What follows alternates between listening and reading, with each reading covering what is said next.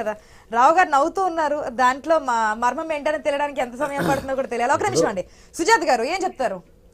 జనసేన ఏదైతే ఫస్ట్ నుంచి బాండింగ్ అనుకున్నదో అది స్టిల్ కంటిన్యూ చేస్తూ ముందుకెళ్తారు ఈ 5 సంవత్సరాల కాలం పాటు, లేదంటే ఏదైనా చీలిక వచ్చే సందర్భాలు కూడా కనిపిస్తుంది. ఈరోజు మన డిబేట్లోనే అనేక అంశాలు తెర మీదకి వచ్చాయి కాబట్టి అటువంటి పరిస్థితుల్లో ఏంటి కీలక భూమిక?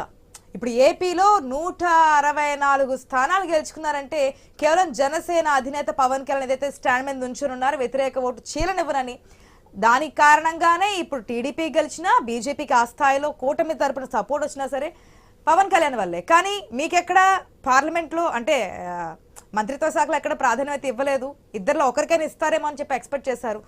ఏంటి మరి ఏదైనా క్వశ్చన్ చేసే అవకాశం కనిపిస్తుందా? లేదు ఇదివరకు తగ్గినట్టుగానే తగ్గి సాధించే అవకాశం ఏదైనా ఉందా?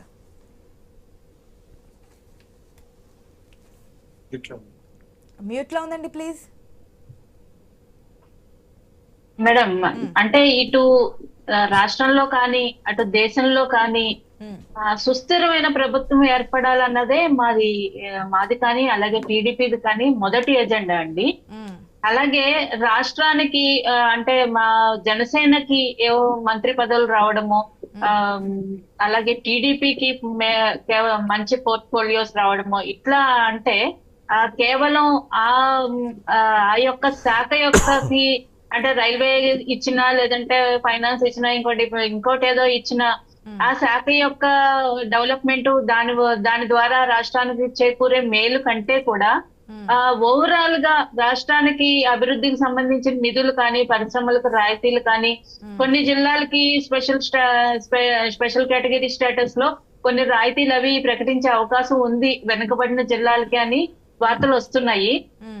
ఓవరాల్ గా స్టేట్ కి సంబంధించిన డెవలప్మెంట్ లో బీజేపీ దగ్గర గట్టి హామీయే తీసుకుని ఉంటారని భావిస్తున్నాము. ఎందుకంటే వీరి యొక్క ప్రాధాన్యత కూడా సెంట్రల్ గవర్నమెంట్ ఫామ్ అవడంలో చాలా గట్టిగా కీలకంగా ఉంది కాబట్టి అంత చంద్రబాబు నాయుడు గారిని టీడీపీ ఎంపీస్ ని అంత తీసిపడేటట్టు బీజేపీ కూడా అటువంటి అనాలోచిత చర్యలకు పాల్పడదనే భావిస్తున్నామండి. ఎందుకంటే ఈ రోజు అటు బొటాబొటి మెజారిటీ తోటి బీజేపీ ఎంపీస్ ఉండడం, ఇటు తెలుగు రాష్ట్రమైన ఏపీ నుంచి ఖచ్చితంగా ఎంపీస్ యొక్క సపోర్టు కేంద్ర ప్రభుత్వానికి అవసరం ఉండడం కూడా మాకు మొండి చేయి చూపించదనే మేము భావిస్తున్నాం.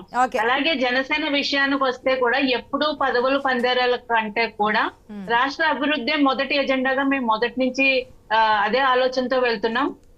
ఖచ్చితంగా ఫ్యూచర్ లో ఎన్డీఏ కూటమి నుంచి బయటకు వస్తాయి టీడీపీ జనసేన అంటే నేను ఖచ్చితంగా ఒప్పుకోనండి. దేశం సుస్థిరమైన పరిపాలన కావాలి కాబట్టి మాకు కావాల్సిన నిధులు రాష్ట్రానికి సంబంధించిన అభివృద్ధి సాధించుకుంటాము తప్ప ఆ కూటమిలోంచి బయటకు వచ్చే సమస్య లేదు.